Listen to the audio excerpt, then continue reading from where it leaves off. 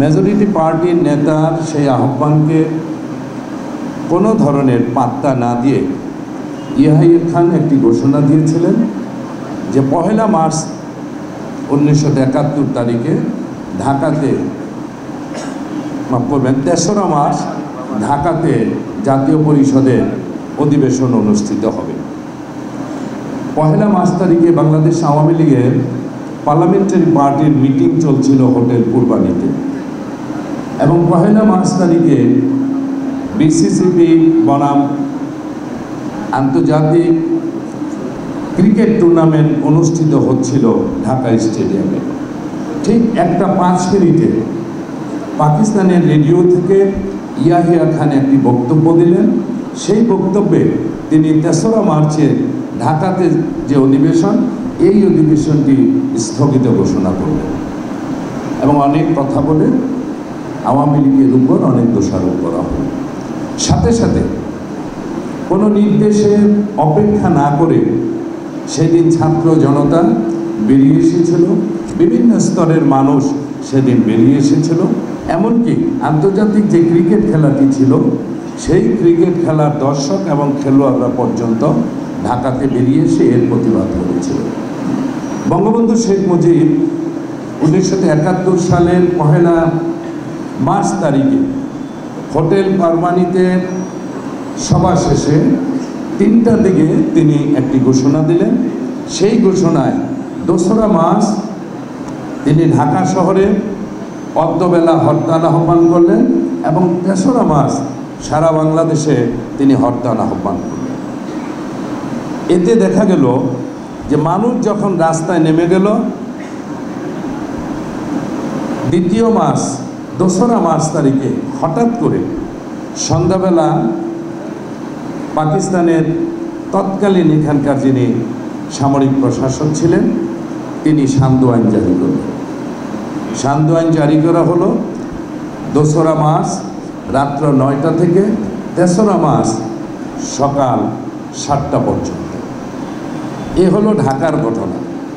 2রা March গাজীপুরে কি ঘটেছিল, এখানে আমাদের প্রিয় মুক্তিযোদ্ধা নয়ন সাহেব উপস্থিত আছেন।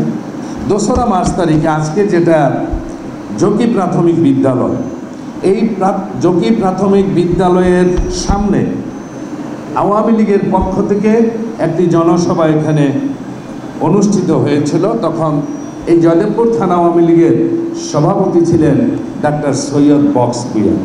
তার সভাপতিত্বে এই সভাটি এখানে অনুষ্ঠিত হয়েছিল। অনেক নেতৃবৃন্দ সেখানে বক্তৃতা করেছিলেন এবং সেই দিনই একটি সিদ্ধান্ত নিয়ে 2রা মার্চ তারিখ সকাল সন্ধ্যা 7:30 মিনিটে তখন জয়দেবপুরে অবস্থানরত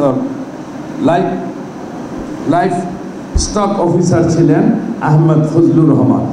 তার বাসাটি ছিল আজকে আমাদের জেলা প্রশাসক সাহেবের যে বাসা, তার থেকে স্টেডিয়ামে আরও এই দিকে, ওনার বাসায় সন্ধ্যা 7:30 মিনিটে একটি, আমাকে একটু বলতে দেন, বাসা যেখানে ছিল এই জায়গায় ছিল বাসা, সেখানে একটি মিটিং হয়।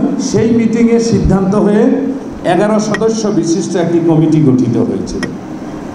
এই কমিটিটির নাম কিন্তু তখন সশস্ত্র প্রতিরোধ কমিটি হিসাবে এই কমিটিটির নাম ছিল না, সর্বদলীয় স্বাধীনতা রক্ষা পরিষদ নামে এই কমিটিটি গঠিত হয়েছিল। 3 জনকে এখানে উপদেষ্টা হিসাবে দেওয়া হয়েছিল। তার একজন ছিলেন মরহুম মোহাম্মদ হাবিবুল্লাহ, মরহুম মনীন্দ্রনাথ গোস্বামী এবং মরহুম আব্দুল মোত্তালিব। তার বাড়ি অবশ্য এখানে ছিলেন না, তিনি এখানে মেশিন টুলস ফ্যাক্টরিতে একজন যাত্রীর শ্রমিক নেতা ছিলেন। আর 8 জনের মধ্যে একজনকে করা হয়েছিল আহ্বায়ক, তিনি আর কেউ নন, আমাদের আজকের বাংলাদেশ সরকারের মুক্তিযোদ্ধা মন্ত্রণালয়ের মাননীয় মন্ত্রী জনাব আকম মুজাম্মেল হক। একজনকে কোষাধ্যক্ষ করা হয়েছিল, তার নাম নজরুল ইসলাম খান, বর্তমানে বিএনপি তিনি প্রেসিডিয়ামের একজন সদস্য। আমার জানা মতে ওনারা এই কয়জনই জীবিত আছেন, আর অনেকে আজকে এখানে জীবিত নেই। আমি বাকি নামগুলি আর এখানে বললাম না। 2 তারিখের ঘটনার পরে 5 তারিখে আরেকটি ঘটনা ঘটেছিল, অনেক বক্তাই হয়তো সময় বাঁচানোর জন্য এই কথাটি বলেন নাই। 5 তারিখে একটি ঘটনা ঘটেছিল টঙ্গীতে। আমি তখন টঙ্গী ইউনিয়ন ছাত্রলীগের সাধারণ সম্পাদক হিসাবে, আমরা আজকের যেটা মেডিকেল, সেই মেডিকেলের সামনে একটি সভা হয়েছিল। আমাদের এই এলাকা থেকে 70 সনে নির্বাচিত সাবেক প্রভিন্সিয়াল অ্যাসেম্বলি যিনি মেম্বার ছিলেন, অত্যন্ত প্রবীণ প্রজ্ঞাবান একজন ব্যক্তি আব্দুল হাকিম মাস্টার সাহেব, ওনার সভাপতিত্বে একটি মিটিং সেখানে চলছিল। সাবেক সংসদ সদস্য কাজী মোজাম্মেল হক, যারা হাসানুদ্দিন সরকার সহ শ্রমিক নেতৃবৃন্দের মধ্যে অনেকেই ছিলেন, আব্দুল মান্নান সহ। এই সভাটি চলাকালীন সময়ে হঠাৎ একটি মেসেজ আসে যে আজকে যেটা মেঘনা টেক্সটাইল মিল, এখান থেকে অবাঙালি ইপিআররা টেলিফোন এক্সচেঞ্জের কর্মচারীদের ধরে নিয়ে মেঘনা টেক্সটাইল মিলে নিয়ে ওখানে মারধর করছে। সাথে সাথে সেই মিটিং থেকে ঘোষণা দেওয়ার পরে সকলে মেঘনা টেক্সটাইল মিল ঘেরাও করেছিল এবং সেখানেও কিন্তু 3 জন মানুষ শাহাদাত বরণ করেছেন। তার একজনের নাম হলো মোতালিব, তিনি ছিলেন একজন বেবি ট্যাক্সি ড্রাইভার, যার কবরটি এখনও স্টেশন রোডের জায়গায় কবরটি তার ওখানে রয়েছে। আরেকজন ছিল ইসরাফিল, আরেকজন ছিল সোরাবুদ্দিন।